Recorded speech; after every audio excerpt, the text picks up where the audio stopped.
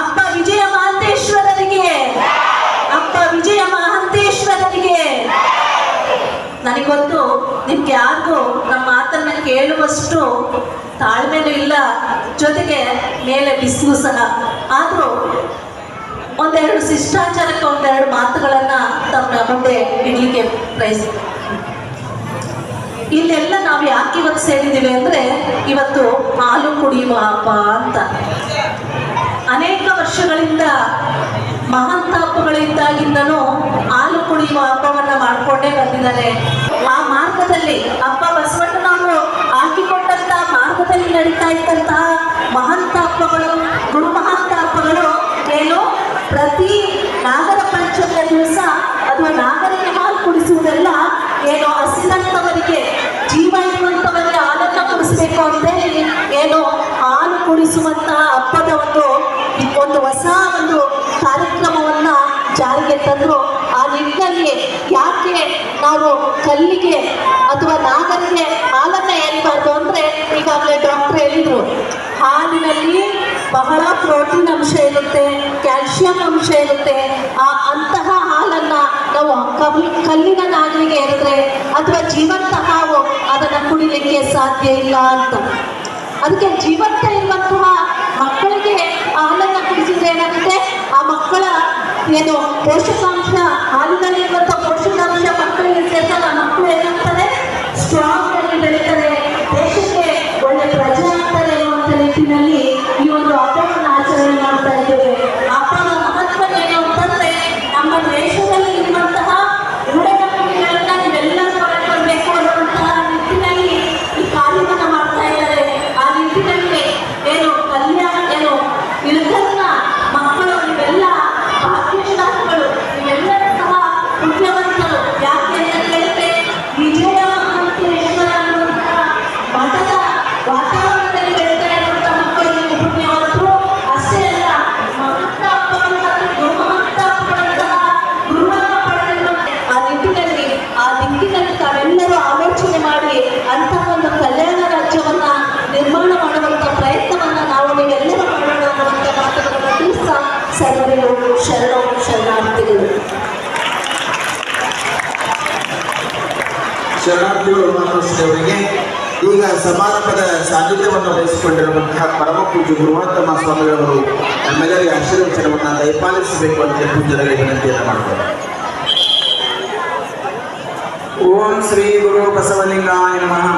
ಸದಾ ಸ್ಮರಣೀಯರಾದ ಬಸವಾದಿ ಶರಣರನ್ನು ಸ್ಮರಣೆ ಮಾಡಿಕೊಳ್ಳುತ್ತಾ ಬಸವ ಸ್ವರೂಪರಾದ ಪರಮ ಪೂಜ್ಯ ದೊಡ್ಡಪ್ಪಗಳವರ ಪಾದಾರವಿಂದಗಳಲ್ಲಿ ಭಕ್ತಿ ಪುರುಷರವಾಗಿ ಬಿಟ್ಟುಕೊಂಡು ಇವತ್ತು ಹಾಲುಕುಡಿ ಹಬ್ಬದ ಸಮಾರಂಭದ ದಿವ್ಯ ಸಾನ್ನಿಧ್ಯವನ್ನು ವಹಿಸಿದ ಪರಮ ಪೂಜ್ಯ ನಮ್ಮ ಬಸವನವಲಿಂಗ ಶರಣರ ಶ್ರೀಚರಣಗಳಲ್ಲಿ ಪರಮ ಪೂಜ್ಯ ನಮ್ಮ ಸತ್ಯಕರಾಯಿಯವರಲ್ಲಿ ಭಕ್ತಿಗಳ ಶರಣರು, ಹಿರಿಯ ಅನುಭಾವಿ ಸಾಹಿತ್ಯಗಳ ಶಿಕ್ಷಣದಲ್ಲಿ ಮತ್ತು ಮಾತೋಶ್ರೀ ಡಾಕ್ಟರ್ ಅರುಣಾತಾಯಿ ಹೆಗ್ಗಿಯವರಲ್ಲಿ, ಡಾಕ್ಟರ್ ಹಿರೇಮಠವರಲ್ಲಿ ಮತ್ತು ನಮ್ಮ ಬಸವರಾಜ ತಾಲೂಕಿಯವರು ಮತ್ತು ನಮ್ಮ ಪೂಜೆ ಆತ್ಮೀಯ ಇಲ್ಲಿ ನೆರೆದ ಎಲ್ಲ ಪೂಜ್ಯ ಗುರುವೃಂದದವರಲ್ಲಿ, ಗುರುಮಾತೆಯರಲ್ಲಿ ಹಾಗೂ ಎಲ್ಲ ಮಕ್ಕಳಲ್ಲಿ, ಸದ್ಭಕ್ತರಲ್ಲಿ ಭಕ್ತಿ ಶರಣಾರ್ಥಿಗಳು. ಬಿಸಿಲು ಬಹಳ ಆಗೈತಿ ನೋಡಲ್ಲ. ಈಗ ಹಾಲು ಡಾಕ್ಟ್ರ್ ಹೇಳ್ತಾರ, ಮೈಯಾಗ ಆರಾಮಿಲ್ಲ ಅಂದ್ರೆ ಏನ್ ಕುಡಿ ಅಂತಾರ.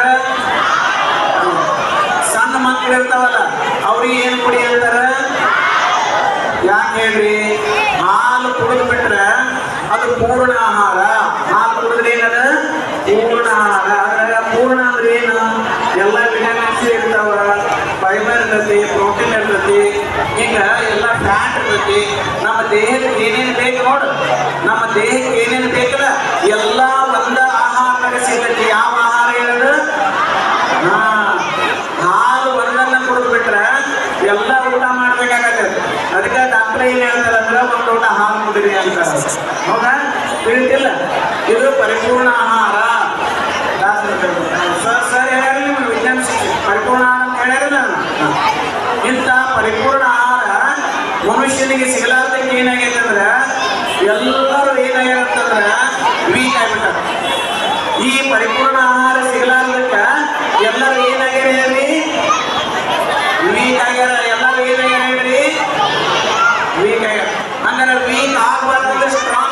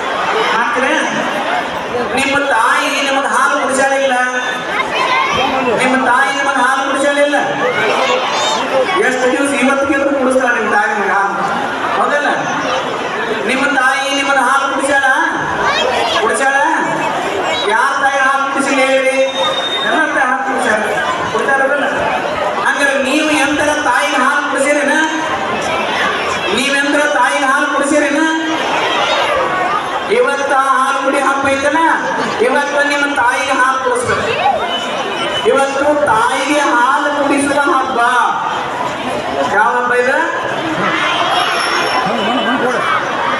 ತಾಯಿಗೆ ಹಾಲು ಕುಡಿಸುವ ಹಬ್ಬ.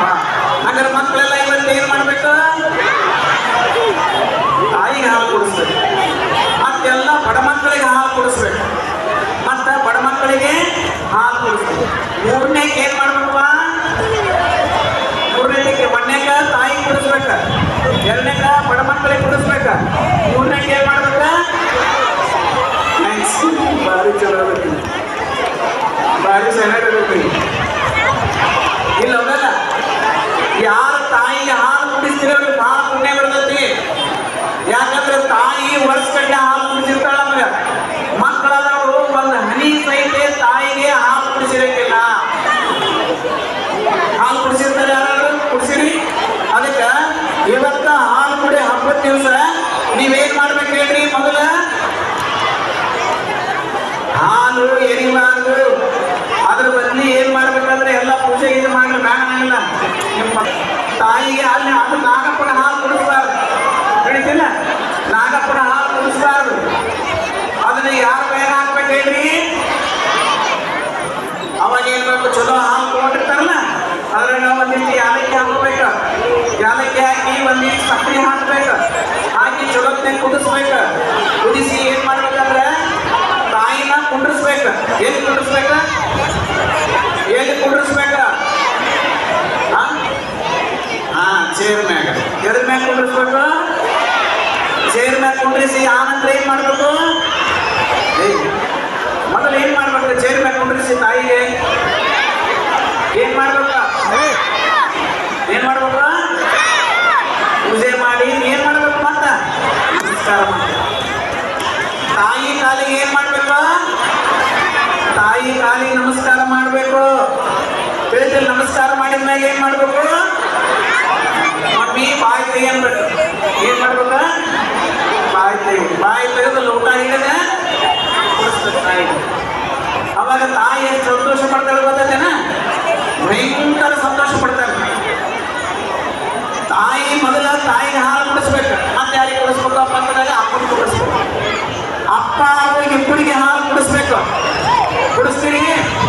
ನೀವು ಈ ರೀತಿ ತಂದೆ ತಾಯಿಗೆ ಹಾಲು ಕುಡಿಸ್ರಿ, ನಿಮಗೆ ಭಯಂಕರ ಪುಣ್ಯ ಬರ್ತದೆ. ಭಾರಿ ಪುಣ್ಯ ಬರ್ತದೆ ನಿಮಗೆ. ಇದನ್ನ ಯಾರು ಮಾಡ್ತಾರೆ ಹೇಳ್ರಿ? ತಂದೆ ತಾಯಿ ಹಾಲು ಕುಡಿಸೋ ಕೆಲಸ ಯಾರು ಮಾಡ್ತೀರಿ? ನೀವೆಲ್ಲರೂ ಮಾಡ್ತೀರಿ. ಹಾಲು ತೊಳೆದು ಚೆಲ್ಲಂಗಿಲ್ಲ ಅದಲ್ಲ, ಅದ್ರ ಬದಲಿ ಯಾರಿಗೆ ಕುಡಿಸ್ತೀರಿ? ತಂದೆ ತಾಯಿ ಕುಡಿಸ್ತೀರಿ. ಈ ಮನೆಗೆ ಹೋಗಿ ಕುಡಿಸ್ತೀರ? ಈಗ ಮನೆಗೆ ಹೋಗಿ ತಂದೆ ತಾಯಿ ಹಾಲು ಕುಡಿಸೋ ಭಾಳ ಪುಣ್ಯ ಬರ್ತೈತಿ. ಹಂಗ ಕುಡಿಸ್ತಾರ, ನಮಸ್ಕಾರ ಮಾಡಿ ಕುಡಿಸ್ಬೇಕು. ಹೇಳಿತಾ? ಆ ನಂತರ ಮನೆ ಓಣ್ಯಾಗ ಯಾರು ಇದ್ರೆ ಹುಡುಗರು ಸಣ್ಣ ಮಕ್ಕಳಿದ್ದು ಓಣ್ಯಾಗ, ಆ ಓಣ್ಯಾಗ ಹುಡುಗರು ಒಂದು ಲೋಟ ಕುಡಿಸ್ಬೇಕು. ಅದು ಸಾವುಕಾರ ಇದ್ರೆ ಅಂದ್ರೆ ಒಂದು 10-20 ಲೋಟ ಕುಡಿಸ್ಬೇಕು. ಇಲ್ಲಪ್ಪ ನಮ್ಮ ಇದ್ರೆ ಯಾರು ಒಬ್ಬರಿಗೆ ಯಾರು ಕುಡಿಸ್ಬೇಕು. ಒಬ್ಬರಿಗೆ ಯಾರು ಕುಡಿಸ್ಬೇಕು. ಮುಂದೆ ಮೂರನೇಗೆ ಏನ್ ಮಾಡ್ಬೇಕು? ಮೂರನೇದಕ್ಕೆ ಏನ್ ಮಾಡ್ಬೇಕು? ಇಷ್ಟು ಮಾಡಿದ್ರಿ ಅಂದ್ರೆ ಹಾಲು ಕುಡಿ ಹಾಕಬಹುದು. ಆದ್ರೆ ತಳಗ್ ಮಾತ್ರ ಚೆಲ್ಲಬಾರ್ದು, ವೇಸ್ಟ್ ಮಾಡಬಾರ್ದು. ಅದು ಬಹಳ ಡೆಲಿಷಿಯಸ್ ಫುಡ್, ಬಹಳ ಪೌಷ್ಟಿಕವಾದಂಥ ಆಹಾರ ಹಾಲು. ಅದನ್ನ ಎಂದೂ ಕೂಡ ಹಾಳು ಮಾಡಬಾರದು. ಅದನ್ನ ಇವತ್ತಿನ ದಿವಸ ಮಕ್ಕಳಾದವರು ಯಾರಿಗೆ ಹಾಲು ಕುಡಿಸ್ಬೇಕು? ಮೊಟ್ಟ ಮೊದಲು ಮಕ್ಕಳಾದವರು ಯಾರಿಗೆ ಕುಡಿಸ್ಬೇಕು? ತಾಯಿ ತಂದೆ ಕುಡಿಸ್ಬೇಕು. ಆ ನಂತರ ಬಡ ಮಕ್ಕಳಿಗೆ. ಮೂರನೇ ತಿಕ್ಕ ಅಷ್ಟು ಮಾಡ್ತೀವಿ, ಗ್ಯಾರಂಟಿನ? ಶರಣಾರ್ಥಿ.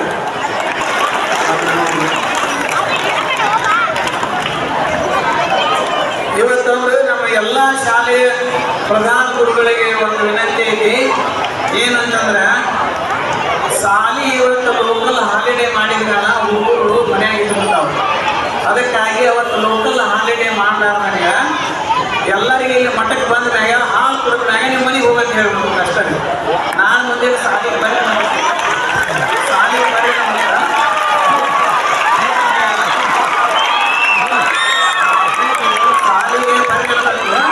ಸಾಲಿಗೆ ಬರ್ರಿ ಅಂದ ಮೇಲೆ ಸಾಲಿಗೆ ಬರ್ತಾರ, ಅವ್ರೆಲ್ಲ ಕಡೆ ಅಸೆಂಬಲ್ ಆಗ್ತಾರ. ಸಾಲಿಯಿಂದ ಇಲ್ಲಿ ಕರ್ಕೊಂಡ್ಬರ್ಬೇಕು. ಹಾಲು ಕುಡಿದ ಮನೆಗೆ ಹೋಗ್ರಿ ಅಂತ ಹೇಳ್ಬಿಡ್ಬೇಕು. ಇಷ್ಟಂದ್ರೆ ಆದಷ್ಟು ಒಂದು ಹಾಕಿ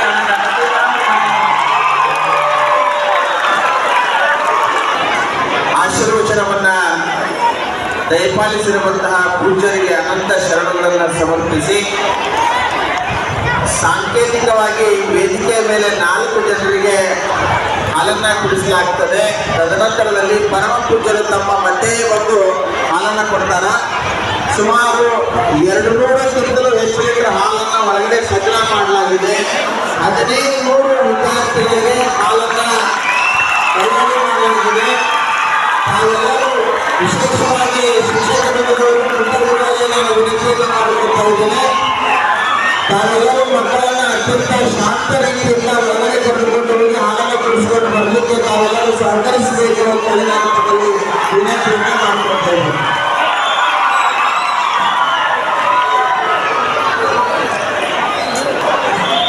ಒಬ್ಬೊಬ್ಬರೇ ದಯಮಾಡಿ ತಾವೆಲ್ಲರೂ ಒಳಗಡೆ ಕಳಿಸಬೇಕು. ಆ ಕಡೆ ಹೋಗಿ ಆ ಕಡೆ ಹಾಕಿ ಅಲ್ಲಿ ಒಳಗೋದು ಒಳಗೆ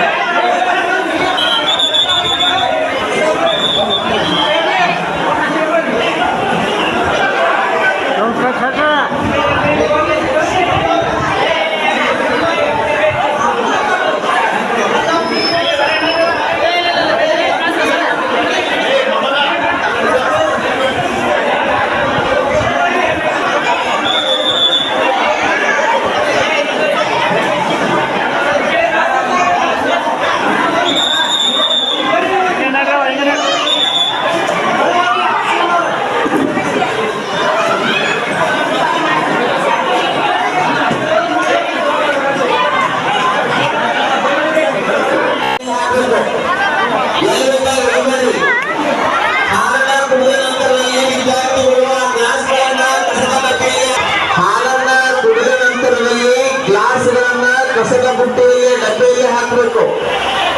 ಎಲ್ಲಿ ಬೇಕಲ್ಲ ಗ್ಲಾಸ್ಗಳನ್ನ ಒಗಿಬೇಡ್ರಿ.